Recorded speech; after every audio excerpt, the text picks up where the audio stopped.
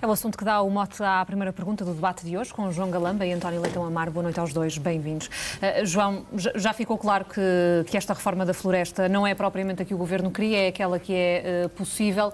É uma reforma incompleta? Não foi o acordo possível, mas a reforma é uma reforma vasta, nem todos os elementos da reforma foram ao Parlamento, houve muitas coisas aprovadas, houve 5 decretos-lei, se não me engano, e 2 resoluções do Conselho de Ministros, uma delas com o programa piloto na zona do incêndio de Pedrógão. É uma reforma importante, é certo que havia um dos elementos da reforma... Mas é uma reforma incompleta. Sim, mas dos 10 diplomas, 9 entraram em vigor, portanto, 8 entraram em vigor. Houve um que foi chumbado e outro que foi adiado, que tem a ver com os benefícios fiscais. Mas tem elementos muito importantes, nomeadamente, quer na área do ordenamento florestal, quer na questão do cadastro, que é algo que tem que se fazer, identificar os donos das terras, porque não é possível gerir uma floresta quando ela é esmagadoramente privada e quando não se conhece os donos. Portanto, essa parte era o pilar, se quisermos, mais importante da reforma, que era a questão do cadastro, e essa avançará. E a questão do Banco de Terras? O Banco de Terras, o PCP tem uma discordância com o PS, e é uma discordância de fundo. Portanto, não. Ou seja, o PCP, o PS entende que o minifúndio é um problema na gestão da floresta. E o PCP entende que o latifúndio, ou melhor, que a maior concentração de propriedade é um problema a evitar. E aí, de facto, não há possibilidade de se chegar a acordo. Há outras maneiras de criar instrumentos, obviamente não exatamente nos mesmos moldes, mas de criar instrumentos de gestão e de agregação de terras. Mas nada disso é possível sem primeiro fazer o cadastro. E, portanto, essa parte passou e essa parte é muito importante. Mas o PCP chegou a admitir, a aprovar também a questão do Banco de Terras. O que é que acha que fez o partido mudar de ideias? O que eu sei é que o Banco de Terras visa, sobretudo, criar instrumentos para... quer terras públicas que não estejam a ser exploradas, quer terras privadas não sejam reclamadas, que possam ser agregadas e depois geridas profissionalmente, se quisermos. O PCP entende que isto promove a concentração da propriedade. E, de facto, promove, não da propriedade, mas pelo menos da gestão da propriedade. Só que, ao contrário do PCP, o PS não vê isto como algo negativo. Quer dizer, é impossível nós termos uma gestão de florestas e de prevenção, que quer na parte, se quisermos, da silvicultura, quer na parte da prevenção de fogos, com a fragmentação e a pulverização da propriedade em Portugal. Quando temos, penso que a média é meio hectare, é impossível, nem ninguém tem um incentivo a limpar a sua terra, porque como está rodeado de micropropriedades à sua volta, se ninguém cria problemas sérios na gestão da floresta. Quer da viabilidade económica das propriedades, porque há economias de escala, quer dizer, uma máquina serve várias propriedades, mas se todos os proprietários com a sua micropropriedade não estiverem associados num projeto comum de gestão e de exploração comum dessa floresta, há muitos investimentos que são inviáveis. Quer dizer, ninguém vai comprar uma máquina para tratar de meio hectare de terreno, mas se calhar se já forem 20 ou 50 ou 100 ou 200 hectares, há um conjunto de investimentos que passam a fazer sentido. Portanto, esta era uma forma de racionalizar a gestão das terras. O Partido Socialista entende que é importante, o PCP discorda e não isso, viabilizou só mais uma pergunta antes de passar a palavra aqui ao António. Sim. Isso melindra ou não as relações da maioria de esquerda? Não, quer dizer, não há aqui nenhuma fusão entre os partidos, não é? Conhecido desde o início. Mas o PCP acabou por dar quase o dito por não dito. Pois, isso não sei. O que eu sei é que há áreas onde convergimos e áreas onde não convergimos. Obviamente que se houvesse áreas onde não convergíssemos, isso era um problema para o acordo à esquerda ou para qualquer acordo, não é? Mas há áreas suficientes onde nós ainda hoje convergimos e, como sempre, há áreas onde não há acordo. É da vida. António, como é que olha para esta reforma apresentada pelo Governo? O PSD, de facto, tem sido muito crítico, chegou a dizer que o Governo está a legislar por preconceito ideológico. Quer explicar um pouco a posição do partido? Boa noite. Em primeiro lugar, tentar pôr o que eu acho que ampliem os pontos nos is. Eu acho que isto já não era uma reforma à entrada no Parlamento e não é seguramente uma reforma, muito menos, algo que resolva as necessidades e melhore as condições, quer para a floresta, quer para as populações que vivem nas zonas, sobretudo as do interior. Devo dizer que estas são as que me preocupam mais, depois deste processo, que foi uma grande atrapalhada. O Governo apresenta 5 diplomas, um é adiado, outro é chumbado por um dos partidos da maioria, e mesmo um dos 3 que passou, veja, Sara, precisou de ser o PSD a votar a favor de algumas das medidas contra o próprio Partido Socialista, medidas da proposta do Governo. Mas deixe-me dizer-lhe, o que é que me preocupa mais e o que é que nos preocupa mais daquilo que saiu é que o facto de os partidos da esquerda e o Governo se terem embrulhado nesta fase final, um pacote de medidas que tinham deixado a aboborar no Parlamento e que de repente há pressa para tentar distrair as atenções de um outro problema, que foi o problema do colapso no sistema de proteção civil que ocorreu durante os incêndios, sobretudo de Pedrógão, Figueiredo dos Vinhos, Castanheira de Pera e também Góis, para fazer aquilo à pressa e tentar distrair as atenções, quis avançar com uma coisa que verdadeiramente tem problemas sérios. Tem algumas coisas que são boas. O cadastro é uma boa decisão. Eu devo-lhe dizer que nós entendemos que era preferível o Parlamento e a maioria ter aprovado a proposta de cadastro, que já tinha sido apresentada pelo PSD antes, era mais completa. Este é um cadastrozinho, um cadastro manco. Resolve menos o problema da falta de identificação de terra, é menos expedito. E, portanto, foi uma solução pior, mas é melhor termos, e por isso é que o PSD, nesse caso, não votou contra, do que não termos. Era melhor termos a proposta do PSD, mas se a maioria achou que só por ser a sua devia ser a que tinha que aprovar, e ainda lhe digo, nessa foi necessário o PSD aprovar medidas que estavam na proposta do Governo, em vez, porque o PS juntou ao Bloco de Esquerda e quis chamar medidas da própria lei do Governo. Agora, há algumas coisas que me preocupam, sinceramente, e que são sinais. Nesta questão do Banco de Terras, por exemplo, porque o PSD por uma razão muito simples. Sabe que já existe uma coisa criada pelo Governo anterior. O Governo anterior fez algumas medidas na área da floresta, onde são, por exemplo, a Bolsa de Terras, a mudança do regime das zonas de intervenção florestal, as ZIFs, que é uma gestão agrupada de conjunto de terrenos florestais, uma mudança no sistema de fiscalização da limpeza das florestas. Era um poder que estava nas autarquias e passou para o Ministério da Administração Interna, porque o sistema que existia não era eficaz.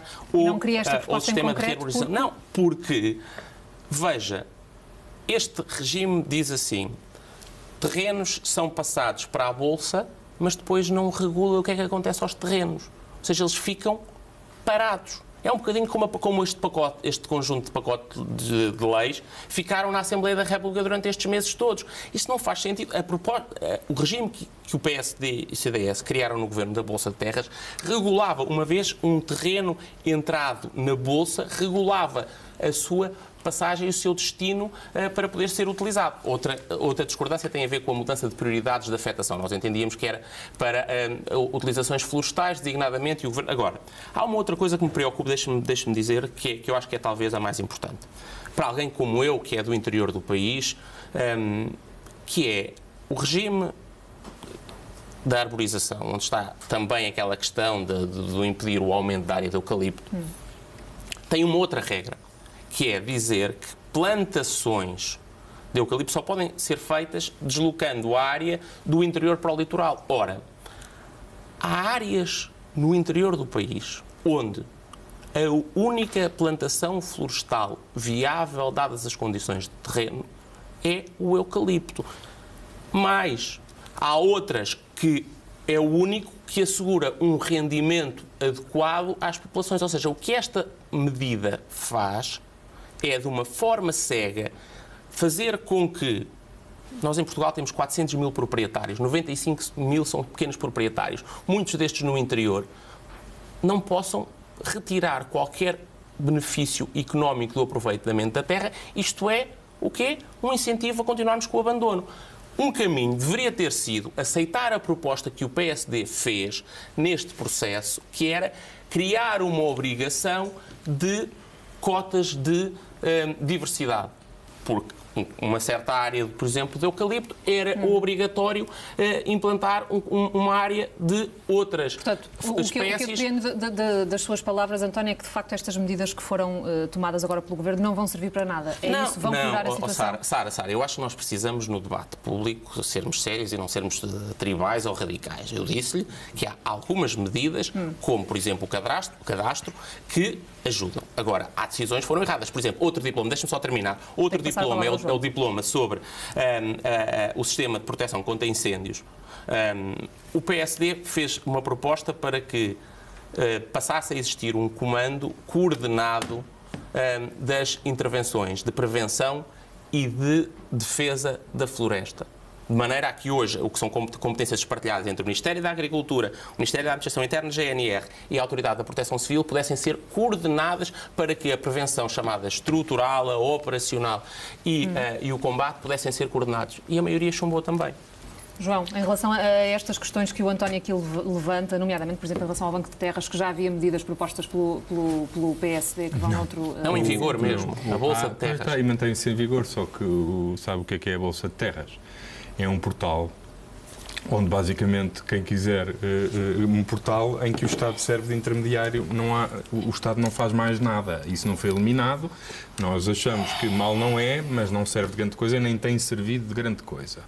Coisa diferente é um banco de terras, que tem mesmo as terras, não é apenas um portal que serve de intermediação entre quem quer arrendar e quem quer, o proprietário e o arrendatário ou o comprador. Então não nos parece que isso seja uma medida suficiente, não nos parece errada, também não acabamos com ela. Achamos que não tem... Ignoraram-na durante o tempo do Governo? Ela existe, António.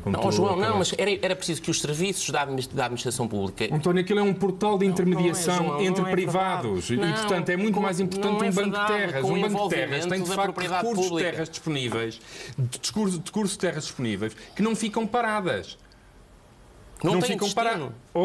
António, o banco de terras existe para disponibilizar terras em quem as queira gerir, aproveitar e explorar. Não fica parado. Obviamente que se ninguém quiser explorar terras em Portugal nenhuma, ficará parado. Mas isso ficará parado por necessidade, porque se ninguém quiser explorar terras, elas chumbada não previa nenhum destino, nem nenhum método de utilização de aproveitamento das terras, nem de distribuição das terras, nem entrega, nem aproveitamento. O banco de terras disponibiliza terras para quem quiser investir. E por isso é que há, por exemplo, também o pacote das sociedades de gestão florestal, agora não me lembro exatamente o nome, de zonas florestais. Portanto, isto era um sistema que já existia. Não, isso era das intervenções florestais.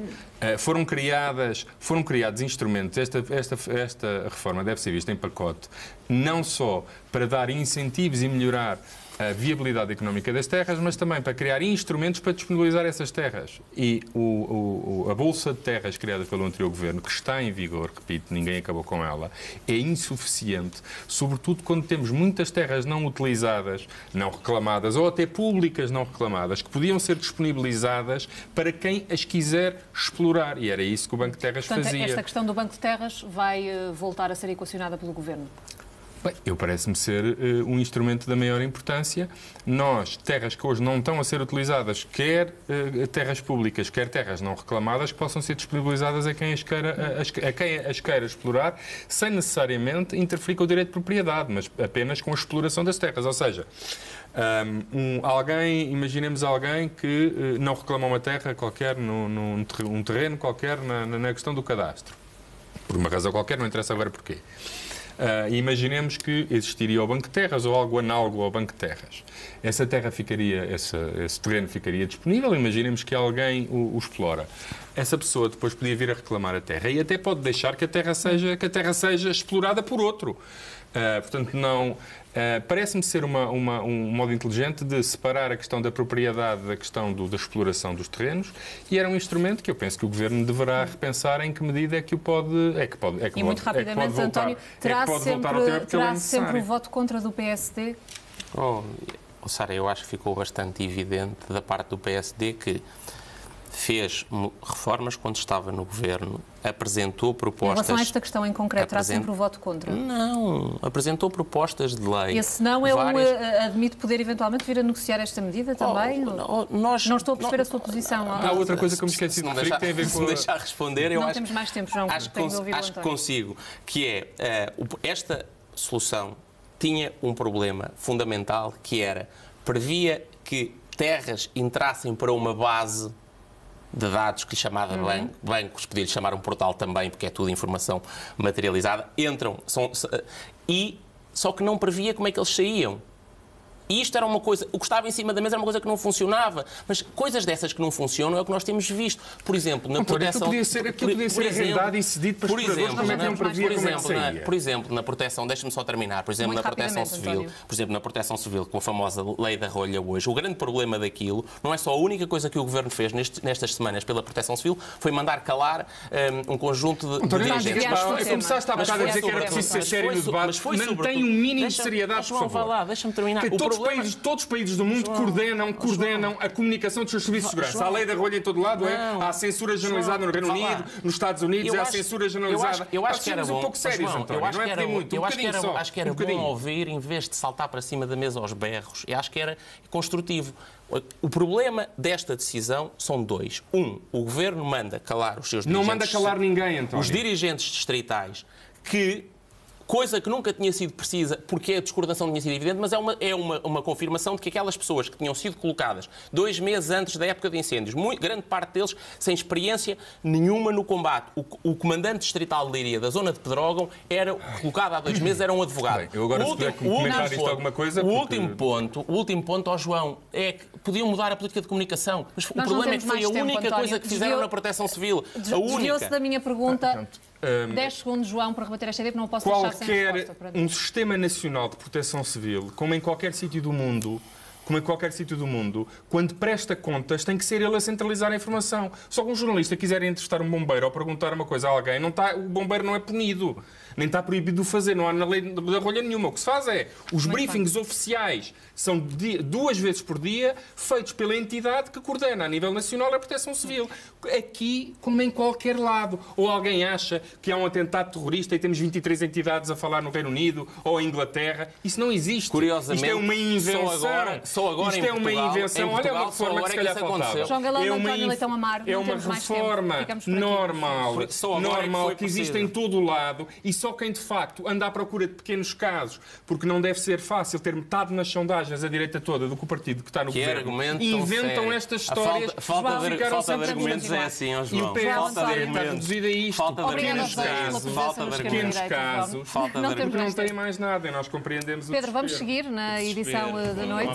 Vamos falar de outros assuntos.